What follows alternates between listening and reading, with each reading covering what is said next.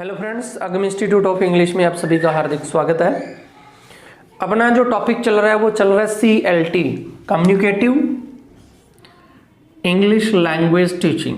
CLT recent approach है, चर्चा की थी और इस अप्रोच को हमने 2 पार्ट्स के अंदर डिवाइडेड किया था, CC और LC के अंदर। और आपको पता है कि LC के कौन थे, नॉम चॉम्स्की, और CC के कौन थे, डेल हेमंड्स। ठीक है, अब उसके बारे में हमने पढ़ा था कि CC क्या है, LC क्या है। और आज के इस वीडियो के अंदर हम इसके फीचर्स देखेंगे कि CLT के फीचर्स कौन कौन से हैं। और फीचर्स के अंदर क्वेश्चन बनते हैं, तो देखिए फीचर्स के अंदर क्या कह रहा है। इससे पहले मैं आपको थोड़ी सी बात कह दूं कि प्लीज वीडियो को लाइक शेयर कमेंट जरूर करें। ठीक है, अब देखिएगा फीचर्स के अंदर सबसे पहला फीचर्स है dialogue. Clear, if used centre around communication functions are not only memorised. देखिए जो डायलॉग्स जो होते हैं, डायलॉग्स किसी भी बातचीत का एक सेंटर पॉइंट होते हैं।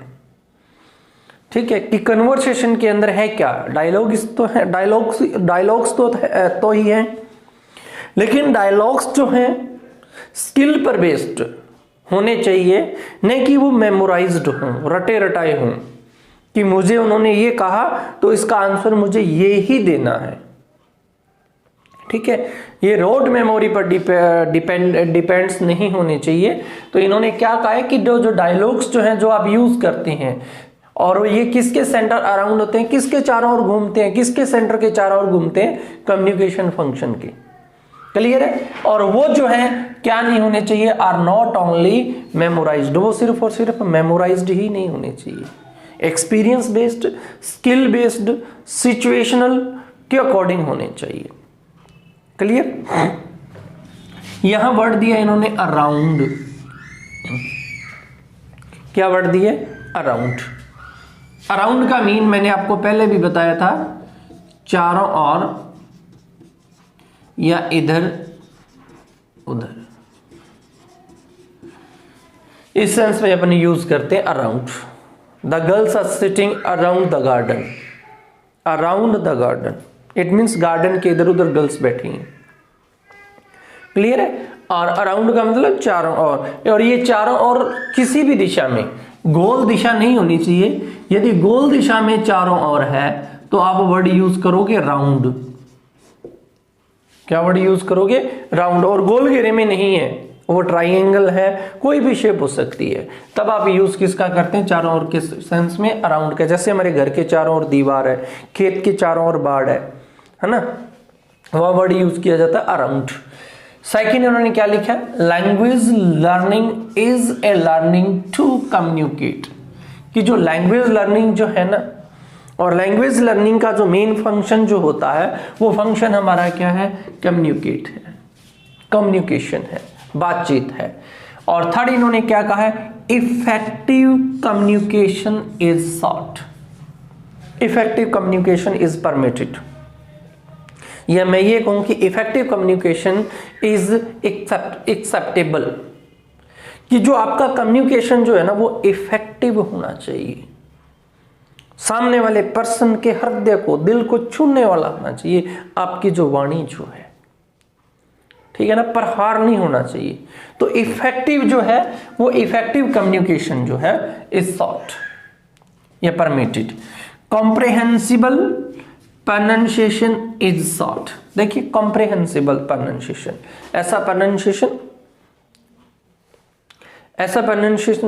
प्रोनाउंसिएशन कैसा होना चाहिए, कॉम्प्रिहेंसिबल, समझ योग्य, अंडरस्टूड होना चाहिए आपका प्रोनाउंसिएशन। ये नहीं कि आप बोल तो रहे हो लेकिन आपका बोला हुआ दूसरे पर्सन के, आपके वर्ड्स जो हैं वो समझ से बाहर है। क्लियर है, जिस प्रकार से हमारे साथ होता है कि यदि हम फॉरेन की मूवी देखें या किसी न्यूज चैनल को सुन लें या इंग्लिश मूवी को देखें, वो क्या बोल रहे हैं हमें नहीं पता, क्योंकि हमारा जो प्रोनाउंसिएशन जो है उस लेवल का नहीं है। जिस लेवल का होना चाहिए था। IPA हमने बात की थी, फोनेटिक्स ट्रांसक्रिप्शन की बात की थी, जिसके अंदर हमने देखा कि किस वर्ड को किस प्रकार से प्रोनाउंसिएशन उसका किया जाता है। ठीक है, तो जो आपका प्रोनाउंसिएशन जो है ना वो अंडरस्टैंडेबल होना चाहिए। ठीक है, ये नहीं है कि आप जो बोल रहे हो सामने वाले के समझ में ही नहीं आ रहा कि आप क्या बोल रहे हो।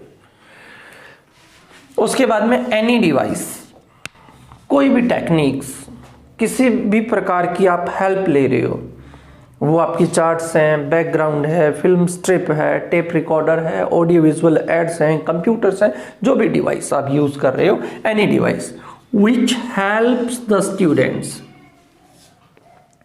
जो क्या करेंगे, जो उस स्टूडेंट्स की हेल्प करेंगे, उन डिवाइसेस को क्या किया जाएगा, एक्सेप्ट किया जाएगा। उन डिवाइसेस को क्या किया जाता है, एक्सेप्ट किया जाता है इस अप्रोच के अंदर। और जो वो डिवाइसेस जो होते हैं, वो डिवाइसेस किसके अकॉर्डिंग होंगे, उस स्टूडेंट की एज के अकॉर्डिंग और उस स्टूडेंट के इंटरेस्ट के अकॉर्डिंग। ये बात ध्यान में रखना। ये पूछ सकते हैं कि जो डिवाइसेस यूज किए जाते हैं टीचिंग एड्स के अंदर, या टीचिंग एड्स जो यूज किए जाते हैं किसी भी अप्रोच के अंदर या किसी भी मेथड्स के अकॉर्डिंग, तो वो जो डिवाइसेस यूज किए जाते हैं वो किसके अकॉर्डिंग होते हैं। ठीक है, तो वो जो किसके अकॉर्डिंग होते हैं, स्टूडेंट की एज और स्टूडेंट के इंटरेस्ट के अकॉर्डिंग होते हैं। ठीक है, अब जिस एज का या जिस स्टैंडर्ड का जो बच्चा है उसी स्टैंडर्ड के उनके सामने क्या किए जाएंगे, हम डिवाइसेस या टेक्निक्स जो है वो यूज करेंगे। उसके बाद में communication may be encouraging from the very beginning. अब ये भी क्वेश्चन पूछ सकते हैं, इंपॉर्टेंट है कि CLT के अंदर जो कम्युनिकेशन जो है, स्पीकिंग जो है, लिसनिंग जो है, वो कब से शुरू की जाती है, तो वो कब से शुरू की जाती है, फ्रॉम द वेरी बिगिनिंग। क्योंकि हमने सिखाना क्या है, हमारा मेन फोकस क्या है, स्पीकिंग और लिसनिंग है। तो वो जो है कम्युनिकेशन में भी एनकरेज्ड, आप कम्युनिकेशन को एनकरेज किया जा सकता है कब, from the very beginning. First day से भी आप क्या कर सकते हो, उनको लिसनिंग स्पीकिंग करवा सकते हो। उसके बाद में सबसे इंपॉर्टेंट टॉपिक इसने जो लिखा है, judicious use of native language. Native language, native का मतलब हमारी जो भी रूरल या लोकल लैंग्वेजेस हैं, वो लोकल लैंग्वेजेस पंजाबी हो सकती है, हिंदी हो सकती है, मारवाड़ी हो सकती है, जो भी है। तो जो judicious use of native language जो है वो एक्सेप्टेबल है, एक्सेप्टेबल नहीं बोलेंगे, एक्सेप्टेबल है वेयर पॉसिबल। जहां जरूरत होगी तो वहां जुडिशियस यूज ऑफ मदर टंग जो है वो परमिटेड किया जाता है। हम ये नहीं कह सकते कि mother tongue is totally neglected in CLT, but यदि डायरेक्ट मेथड की बात करें तो डायरेक्ट मेथड के अंदर मदर टंग जो है वो कंप्लीटली क्या होती है, प्रोहिबिटेड होती है, टोटली नेग्लेक्टेड होती है। बट CLT के अंदर जो जुडिशियस यूज ऑफ मदर टंग जो है वो इज परमिटेड, इज एक्सेप्टेबल। उसके बाद में नेक्स्ट 8वां नंबर क्या कह रहा है, reading and writing. Reading and writing can be started, आप इनको भी शुरू कर सकते हो कब, फर्स्ट डे से, इफ डिजायर्ड, यदि आपको लगे, यदि इच्छा है, लगता है, तो आप रीडिंग और राइटिंग को क्या कर सकते हो, फर्स्ट डे से भी स्टार्ट कर सकते हो। अब देखिएगा, आप लिसनिंग करवा रहे हो, स्पीकिंग करवा रहे हो, रीडिंग करवा रहे हो और राइटिंग करवा रहे हो। ये किसी लैंग्वेज को सीखने के 4 एस्पेक्ट्स हैं, LSRW। यही एक कंप्लीट लैंग्वेज है। तो देखिए CLT के अंदर क्या हो रहा है, हमने यहां देखा communication may be encourage from the very beginning. Communication का मतलब लिसनिंग एंड स्पीकिंग, और फिर कह रहा है रीडिंग एंड राइटिंग, यानी कि चारों एस्पेक्ट्स जो है इसके अंदर जो है वो किसी भी बच्चे के प्रिपेयर करवाए जाते हैं। कम्युनिकेटिव कॉम्पिटेंस, कम्युनिकेटिव कॉम्पिटेंसी क्या हो गया, speaking listening is the desired goal. की बात ध्यान में रखना कि डिजायर गोल आपका क्या है, कम्युनिकेशन कॉम्पिटेंस, यानी कि कम्युनिकेटिव कॉम्पिटेंस CC, यानी कि लिसनिंग और स्पीकिंग। ये हमारा डिजायर गोल होता है। मुख्य जो उद्देश्य जो मेन ऑब्जेक्टिव जो हमारे जो हैं वो क्या है, किसी भी स्टूडेंट की लिसनिंग और स्पीकिंग को इंप्रूव करना, मास्टरी हासिल करवाना। Teacher is a facilitator of learning. Important बात है कि यहां जो टीचर का काम जो किया होता है वो एक फैसिलिटेटर का काम करता है। किसका काम करता है? फैसिलिटेटर का काम करता है, एक हेल्पर का काम करता है, एक गाइड का काम करता है सीएलटी के अंदर। और यदि ग्रामर ट्रांसलेशन मेथड की बात करें तो ग्रामर ट्रांसलेशन मेथड के अंदर देखिए 2-3 बातें आती है कि ग्रामर ट्रांसलेशन मेथड जो वो चाइल्ड सेंटर्ड नहीं है, ये बात ध्यान में रखना। हाँ, इसको आप दूसरी बात क्या कह सकते हो कि यदि टीचर एक फैसिलिटेटर का काम करेगा तो ये कौन सी है? चाइल्ड सेंटर्ड अप्रोच है, चाइल्ड सेंटर्ड अप्रोच है कि इसका जो सेंटर्ड पॉइंट जो होता है वो एक बच्चा होता है। अब देखिए यदि ग्रामर ट्रांसलेशन मेथड की बात करें तो ग्रामर ट्रांसलेशन मेथड के अंदर स्टूडेंट जो है एक पैसिव लिसनर है, वो किसी प्रकार की एक्टिविटीज नहीं करता सिवाय सुनने के। और आपको पता है कि जब पैसिव लिसनर बनते हैं अपन तो वो चीजें हम नहीं सीख पाते जो हमें सीखनी होती हैं। अब फॉर एग्जांपल टीचर पढ़ा रहा है और यही होता था कि बुक्स निकालो, निकाल लीजिए, कौन सा लेसन है, फलां लेसन है जी, पढ़ना स्टार्ट किया। अब बच्चे क्या करते थे, अंगुली रख लेते थे फर्स्ट पेज से ही, फर्स्ट लाइन से ही चलते गए जी, चलते गए। 1-2 लाइन बाद में कहानी गड़बड़, पता ही नहीं टीचर था कहाँ, है कहाँ और हम कहाँ हैं, क्या होता था। फिर जो नया पैराग्राफ होता था ना, वहीं सबसे पहले यूं लगा के बैठ जाते थे कि जी आओ अट्ठाओ थे जैसे टीचर यहाँ आया नए पैराग्राफ पे, फिर हमने उसका पीछा करना स्टार्ट किया। ये उंगली रख रहे हैं और वो भी यूं रख रहे हैं कि कहीं ये ना पूछ लिया जाए कि मैं पढ़ा का रहा हूं, सिर्फ इसलिए, न कि हम उसके प्रोनाउंसिएशन को समझने के लिए, न कि हम उसके वर्ड मीनिंग को समझने के लिए, न कि हम उसकी ग्रामर के टॉपिक को समझने के लिए। मेन उद्देश्य हमारा क्या है, अंगुली साथ साथ लेके चलना कि हमें ये पता हो कि पढ़ा कहाँ रहे हैं। अब 2-3 लाइन बाद में ये फिर गायब हो जाता था, फिर नेक्स्ट, ये प्रोसेस चलता रहता था। लेसन पूरा हो जाता था, हमें पता ही नहीं होता था कब लेसन टीच करवा दिया और क्या पढ़ा दिया। It means student passive listener है, टीचर जो है वो एक डिक्टेटरशिप का काम करता है। ये क्वेश्चन पूछे गए हैं सेकंड ग्रेड के अंदर कि यदि ग्रामर ट्रांसलेशन मेथड की बात करें तो ग्रामर ट्रांसलेशन मेथड के अंदर टीचर जो है वो एक डिक्टेटरशिप का काम करता है, not a facilitator, not a helper, not a guide. Clear? दूसरी, ग्रामर ट्रांसलेशन मेथड जो है ना वो सारा का सारा स्ट्रेस किस पे देती है? टीचर पे, स्टूडेंट को इग्नोर कर रही है। It means child centred methods नहीं है। लेकिन यहां क्या किया जा रहा है, आप लिसनिंग पे भी ध्यान दे रहे हो, स्पीकिंग पे भी ध्यान दे रहे हो, और हमारा मेन जो उद्देश्य जो है, डिजायर गोल जो है वो कम्युनिकेटिव कॉम्पिटेंस है। टीचर एक फैसिलिटेटर का काम कर रहा है, इट मीन्स ये चाइल्ड सेंटर्ड अप्रोच है। यदि आपसे क्वेश्चन पूछ लिया जाए कि कौन सी सेंटर्ड अप्रोच है, ये चाइल्ड सेंटर्ड अप्रोच है। ठीक है, आपको ऑप्शन में कुछ भी दे सकता है। उसके बाद में fluency is the primary goal. देखिए फ्लुएंसी बोलने तो तोते के समान, कंटिन्यू, धारा प्रवाह पूर्वक तरीके से, है ना। ऐसा ना हो कि आपके विचार बहुत अच्छे हैं, आपका नॉलेज बहुत अच्छा है, लेकिन आप फ्लुएंसी तरीके से नहीं बोल पा रहे, फ्लुएंसली नहीं बोल पा रहे, तो सामने वाला जो है ना वो 1-2 मिनट बाद में आपकी बात से बोर हो जाएगा, सुन नहीं पाएगा। ठीक है, वो कहेगा जी छोटो पढ़ना है, ये 5 मिनट बाद में तो एक वर्ड बोल रहा है, क्या सुने। तो बच्चे अपने काम में लग जाते हैं, है ना। और वही जो है, यदि स्टूडेंट के अंदर भी यदि यही आदत है ना, कि एक वर्ड बोलने के बाद में वेट किया जा रहा है, 1, 2, 3, 5, 10 सेकंड बाद में नेक्स्ट वर्ड बोला जा रहा है, तो वो इफेक्टिव नहीं है। और हमने यहाँ पहलपोती कहा है कि effective communication is short, effective communication is short. लेकिन इसलिए इफेक्टिव प्रोनाउंसिएशन करने के लिए हमारा जो प्राइमरी गोल जो होगा वो क्या होगा, फ्लुएंसी होगा, धारा प्रवाह तरीके से बोले स्टूडेंट। ठीक है, एक्सेप्टेबल लर्निंग। अब देखिए एक्सेप्टेबल लर्निंग, फिर वही बात आ जाती है। एक्सेप्टेबल लर्निंग का मतलब यहाँ किससे है, प्रत्येक वर्ड का उसे प्रॉपर प्रोनाउंसिएशन पता होना चाहिए कि किस वर्ड का क्या यूज किया जा रहा है, उसका प्रोनाउंसिएशन क्या है। ठीक है, तो एक्सेप्टेबल लैंग्वेज जो है वो इसके अंदर क्या की जाती है, परमिट की जाती है। Language is created by the individual. देखिए language is created by the individual.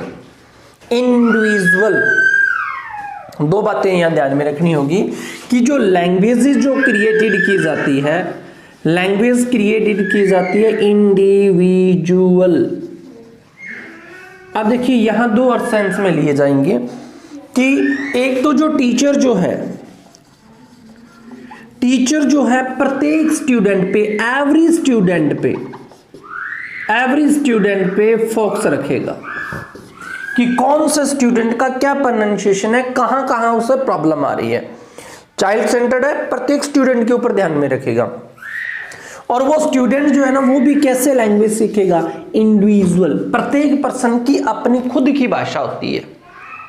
Clear है, तो जो लैंग्वेज जो है ना वो क्रिएटेड की जाती है कैसे, इंडिविजुअल। और इंडिविजुअल जो लैंग्वेजेस जो क्रिएटेड की जाती है उसके अंदर क्या, often through trial and error. अब देखिए ट्रायल एंड एरर के थ्रू प्रत्येक पर्सन जो है वो अपनी लैंग्वेज को सीखता है, क्रिएट करता है। और ही अपने इसको साइको के अंदर भी इसे अपने पढ़ते हैं प्रयास और त्रुटि का नियम, है ना। अब देखिएगा, अच्छा ये भी क्वेश्चन आपसे पूछ लिया जाता है कि जो प्रयास एंड त्रुटि का जो नियम है, ट्रायल एंड एरर का जो रूल जो है उसके अकॉर्डिंग कौन सा जो है वो मेथड्स है। ठीक है, तो वो जो है थॉर्नडाइक है, शायद तक जहां तक मैं मानता हूं कि थॉर्नडाइक का जो ट्रायल एंड एरर की जो थ्योरी पर बेस्ड कौन सी अप्रोच है, तो अपनी अप्रोच कौन सी होगी, CLT होगी। अब देखिए ये कह रहा है कि often through trial and error,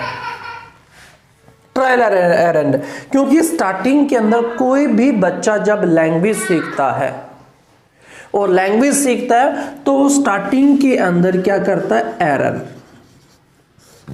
mistake करता है। और उस मिस्टेक को, उस एरर को एक्सेप्ट किया जाता है, क्योंकि हम मानते हैं कि एक नेचुरल आउटकम है। ये नेचुरल क्या है, आउटकम है।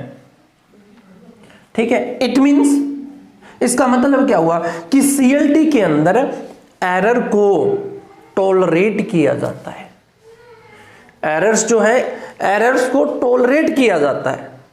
हम ये नहीं कह सकते कि एरर को प्रोहिबिटेड किया जाता है या एरर फ्री जो है वो, इसके अंदर एटरेंस जो होते हैं, सेंटेंसेस जो होते हैं वो एरर फ्री होते हैं। नहीं, स्टार्टिंग लेवल पर एरर को क्या किया जाता है, टॉलरेट किया जाता है, क्योंकि नेचुरल आउटकम है। अब देखिए छोटा बच्चा है, उसने दूध पीना है ना, क्या वो फर्स्ट डे दूध बोलेगा? सबसे पहले उसका प्रोनाउंसिएशन होगा गुगु, गुगु के बाद में दुद्धू, और दूधू के बाद में फिर उसका जो प्रोनाउंसिएशन जो आता है वो क्या आता है, दूध आता है, दूध। क्लियर, यानी कि दूध को बोलने के लिए उसने दो या तीन बार उसका जो प्रोनाउंसिएशन है वो क्या किया, गलत किया। तो CLT के अंदर भी क्या है, एरर को टॉलरेट की जाती है, क्योंकि ये एक नेचुरल आउटकम है। और जितनी बार वो प्रैक्टिस करेगा, ट्रायल करेगा, और हर बार उसकी गलतियों की जो संभावना है वो कम होती जाएगी, है ना। सेम वही थॉर्नडाइक के नियम पर आधारित है कि हर बार गलती करेगा, अगली गलती में फिर कम गलती, फिर कम गलती, और एक टाइम ऐसा आएगा कि उसका जो एरर फ्री जो है वो सेंटेंसेस हो जाएगा। क्लियर है, तो इनिशियल स्टेज के अंदर एरर को क्या किया जाता है, एक्सेप्ट किया जाता है, टॉलरेट किया जाता है। नेक्स्ट इसने क्या लिखा है, एरर्स आर टॉलरेट। आगे ना वही बात कि एरर्स को क्या किया जाता है, टॉलरेट किया जाता है। एंड सीन एज, और किस प्रकार से देखा जाता है, outcome of the development of communication skills. क्योंकि किसी भी कम्युनिकेशन को या किसी भी कम्युनिकेशन स्किल्स को प्राप्त करने के लिए कोई भी स्टूडेंट जो वो क्या करता है, एरर करता है। गलतियां करता है और धीरे धीरे उसकी गलतियों की जो मात्रा है वो कम होती जाती है। ठीक है, इसलिए इसके अंदर, इस लैंग्वेजेस के अंदर, इस अप्रोच के अंदर एरर जो है, एरर को स्टार्टिंग के अंदर, इनिशियल स्टेज के अंदर टॉलरेट किया जाता है एज ए नेचुरल आउटकम, क्योंकि जैसे जैसे जितनी बार उसकी ड्रिल होगी, प्रैक्टिस होगी, तो वो जो एरर जो है वो एरर धीरे धीरे धीरे धीरे धीरे धीरे क्या होती जाएंगी, कम होती जाएंगी। अब देखिए नेक्स्ट है, कुछ नोट्स हैं, इंपॉर्टेंट बातें हैं। सबसे पहले इन्होंने लिखा CLT ऑफन यूजेस ए फंक्शनल, कि CLT जो है ना ये फंक्शनल बेस्ड है। अब देखिए फंक्शनल बेस्ड की यदि अपन बात करें, इंटरनेशनल लेवल पर यदि अपन इंग्लिश की बात करें तो इंग्लिश के लिए क्या बना है, IPA, इंटरनेशनल फोनेटिक अल्फाबेट, यानी कि पूरे वर्ल्ड के अंदर उस वर्ड का वो सेम प्रोनाउंसिएशन रहेगा। लेकिन यदि अमेरिकन और ब्रिटिश इंग्लिश की बात करें तो दोनों के अंदर डिफरेंसेस है, बोलने में भी डिफरेंसेस है बोलने में भी डिफरेंसेस है और उनके वर्ड मीनिंग में भी डिफरेंसेस है। तो इसलिए क्या है कि जो CLT है ना ये फंक्शनल है। फंक्शनल का मतलब यहाँ किससे, कि प्रत्येक देश का उनकी अपनी जो लैंग्वेज जो है उसके कुछ फंक्शंस होते हैं, उनके कुछ अपने सिलेबल्स होते हैं, अपने प्रोनाउंसिएशन होते हैं उस राष्ट्र विशेष के, उस नेशन विशेष के। तो नेशनल फंक्शनल सिलेबस और इंटरनेशनल क्या होता है, इंटरनेशनल फोनेटिक अल्फाबेट और नेशनल फंक्शनल सिलेबस, इसके ऊपर ये बेस्ड है, ये ध्यान रखना। CLT किसके ऊपर बेस्ड है, IPA पे बेस्ड है या नेशनल फंक्शनल सिलेबस पे बेस्ड है। तो आपका जो आंसर होगा कि जो CLT जो है वो नेशनल फंक्शनल सिलेबस पर डिपेंडेड है, नॉट ओनली IPA पर, न कि IPA पर। ठीक है, उसके बाद में NFS की यदि अपन बात करें, national functional syllabus is needing base, जो हमारी बेस जो है, हमारा नीड जो है वो क्या होगा, NFS होगा। It takes into account the needs of the learners, और ये लिया जाता है कि स्टूडेंट को किसके अकॉर्डिंग सिखाया जाए, NFS के अकॉर्डिंग उस लैंग्वेज को सिखाई जाए। तीसरा इन्होंने लिखा, it also focus on giving minimum adequate, कम भी हो लेकिन वो इनफ भी हो, इनफ ग्रामर। यानी कि CLT के अंदर जो फोकस किया जाता है वो किस चीज को फोकस किया जाता है, क्योंकि प्राइमरी गोल जो हमारा वो लिसनिंग एंड स्पीकिंग है। प्राइमरी गोल हमारा क्या है, लिसनिंग एंड स्पीकिंग है। इसलिए जो ग्रामर जो है वो कम करवाई जाए परंतु इनफ करवाई जाए, पर्याप्त हो ग्रामर, ठीक है, लेकिन कम से कम। उसके बाद में नेक्स्ट है, fluency is more important than accuracy. ये हम अभी ये बात कर चुके हैं थोड़ी देर पहले कि जो फ्लुएंसी जो है वो मोर इंपॉर्टेंट देन एक्यूरेसी, क्योंकि इस अप्रोच के अंदर ये माना जाता है कि जो एरर जो है वो एक नेचुरल आउटकम है और धीरे धीरे जैसे जैसे उसकी लैंग्वेज के ऊपर पकड़ बनती जाएगी वो एरर जो है धीरे धीरे क्या होते जाएंगे, कम होते जाएंगे, खत्म होते जाएंगे। इसलिए ये कहा गया कि फ्लुएंसी इसके अंदर मोर इंपॉर्टेंट है than accuracy. CLT is task based, ये बात इंपॉर्टेंट है कि CLT है वो टास्क बेस्ड है, कि कम्युनिकेशन जो करवाया जाता है वो थ्रू एक्टिविटीज के करवाया जाता है, और जब थ्रू एक्टिविटीज के ऊपर करवाया जाता है इट मींस उन एक्टिविटीज को मैनेज करने का काम जो है वो कौन करता है, टीचर करता है। इसलिए टीचर को क्या कहा गया है, manager of class, facilitator of class, helper of student. ठीक है, तो इन नामों से अपन क्या करेंगे, टीचर्स जो है वो है यहाँ, या टीचर जो है वो एक डिक्टेटरशिप का काम नहीं करता, एक फैसिलिटेटर का, हेल्पर का, मैनेजर का काम करता है, और ये टास्क बेस्ड है। CLT is child centred approach, पहले अपन चर्चा कर चुके हैं कि CLT जो वो चाइल्ड सेंटर्ड अप्रोच है, ये नहीं है कि जिस प्रकार से अनलाइक डायरेक्ट मेथड की बात करें, ऑडियो लिंगुअल मेथड की बात करें, ALM या GTM ग्रामर ट्रांसलेशन मेथड की बात करें, तो इसके ऊपर जो इन मेथड्स के अंदर जो डिक्टेटरशिप का काम करता है वो टीचर करता है, ठीक है, टीचर बेस्ड होती है ये। लेकिन यदि अपने CLT की बात करें तो CLT एक चाइल्ड सेंटर्ड अप्रोच है। Mother tongue has no particular role. देखिए मदर टंग का कोई भी पर्टिकुलर रोल इसमें नहीं है, लेकिन हाँ हम ये जरूर कहते हैं कि mother tongue judicious use of mother tongue is permitted, लेकिन पर्टिकुलर रोल नहीं है। यदि आपसे पूछ लिया जाए कि इसके अंदर मदर टंग का क्या रोल है, तो mother tongue has no particular role in this approach, but judicious use of mother tongue is permitted. उसके बाद में use target language during communicative activities. और जब कम्युनिकेटिव एक्टिविटीज की बात आती है तो कम्युनिकेटिव एक्टिविटीज के अंदर जो इंस्ट्रक्शन दिए जाते हैं स्टूडेंट को, वो इंस्ट्रक्शन हमेशा टारगेट लैंग्वेज में दिए जाते हैं, ठीक है, not in mother tongue. Instruction जो है, जो भी एक्टिविटीज ऑर्गेनाइज करवाई जा रही है, उन एक्टिविटीज के अंदर जो इंस्ट्रक्शन दिए जाएंगे वो टारगेट लैंग्वेज में दिए जाएंगे। तो use target language during communicative activities. उसके बाद में it gives emphasis on semantic objective. इनकी अपन अभी बताऊंगा कि ये 4 प्रकार के होते हैं। सिमेंटिक ऑब्जेक्टिव का मतलब होता है understanding. Understanding it means listening, और लिसन करोगे तो स्पीकिंग भी करोगे। तो जो ये किसके ऊपर एम्फसाइज करती है, स्ट्रेस किसके ऊपर देती है, सिमेंटिक ऑब्जेक्टिव के ऊपर, ठीक है। वो डायरेक्ट क्वेश्चन न देकर आपको ये पूछ सकता है कि वो कौन से ऑब्जेक्ट्स पे जो ज्यादा एम्फसाइज करती है, तो वो कौन सा है, सिमेंटिक का मतलब क्या होता है, अंडरस्टैंडिंग कह दें, लिसनिंग कह दें, स्पीकिंग कह दें, ठीक है। आगे लिखा भी है meaning of language in real life context, कि किसके ऊपर एम्फसाइज किया जाता है, रियल लाइफ कॉन्टेक्स्ट के ऊपर इसको एम्फसाइज किया जाता है। सिमेंटिक ऑब्जेक्ट के ऊपर ये क्या करती है, एम्फसाइज करती है, ठीक है। तो अब अपन देखते हैं इसको आगे। 4 एस्पेक्ट्स हैं, 4 एस्पेक्ट्स ऑफ लैंग्वेज, ठीक है, इंपॉर्टेंट है। सेकंड ग्रेड के अंदर तो इससे रिलेटेड क्वेश्चन पूछे जाते हैं। अब देखिए इसमें सबसे पहले आता है semantic aspects, graphic aspects, phonetic cum graphic,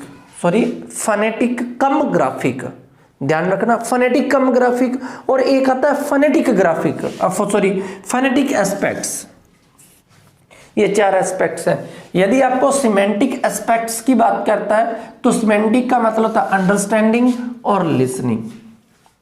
क्या मतलब होता है, अंडरस्टैंडिंग और लिसनिंग, या इसके लिए वो वर्ड यूज कर सकता है कॉम्प्रेहेंसिव। क्या वर्ड यूज कर सकता है, कॉम्प्रेहेंसिव, ठीक है। तो सिमेंटिक का मतलब होता है अंडरस्टैंडिंग है, लिसनिंग है और कॉम्प्रिहेंसिव कह सकते हैं। फिर उसके बाद में आता है ग्राफिक की, और यदि अपन ग्राफिक की बात करेंगे तो ग्राफिक का मतलब किससे है, राइटिंग से है। ग्राफिक का मतलब किससे है, राइटिंग से है। और फोनेटिक कम ग्राफिक का मतलब किससे है, रीडिंग से। Phonetic cum graphic.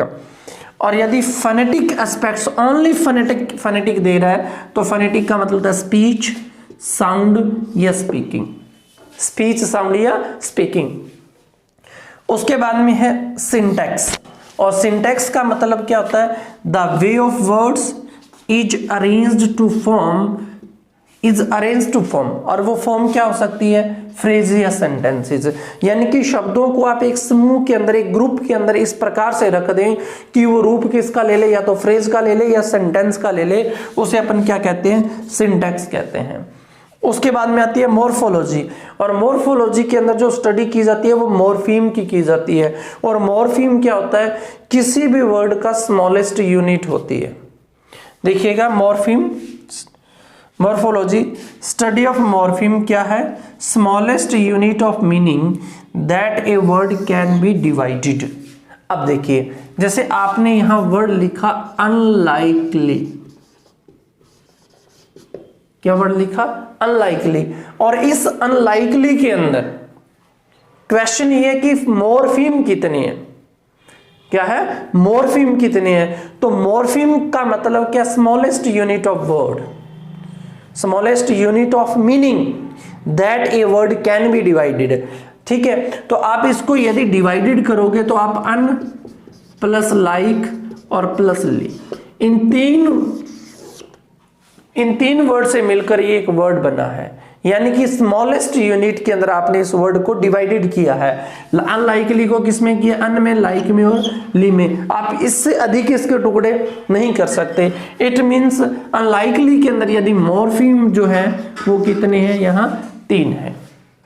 क्लियर है? उसके बाद में फोनोलॉजी, और फोनोलॉजी क्या होती है? The study of speech sound of a particular language. किसी भी एक लैंग्वेज की, पर्टिकुलर लैंग्वेज की जो स्टडी ऑफ स्पीच साउंड है उसे अपन क्या कहते हैं? फोनोलॉजी कहते हैं। ठीक है, तो ध्यान रखना, सिमेंटिक का मतलब अंडरस्टैंडिंग है, लिसनिंग है, ग्राफिक राइटिंग से है, फोनेटिक कम ग्राफिक का मतलब आ गया, फोनेटिक कम ग्राफिक आ गया तो it means phonetic cum graphic मतलब रीडिंग से है। और फोनेटिक एस्पेक्ट्स की बात करें तो इसका मतलब किससे है? स्पीच साउंड से है। तो ये अपना CLT जो थी ये कंप्लीट है। ठीक है, वीडियो को लाइक शेयर कमेंट जरूर करें। Thank you. हमारे इस चैनल को सब्सक्राइब करने के लिए यहाँ क्लिक कीजिए।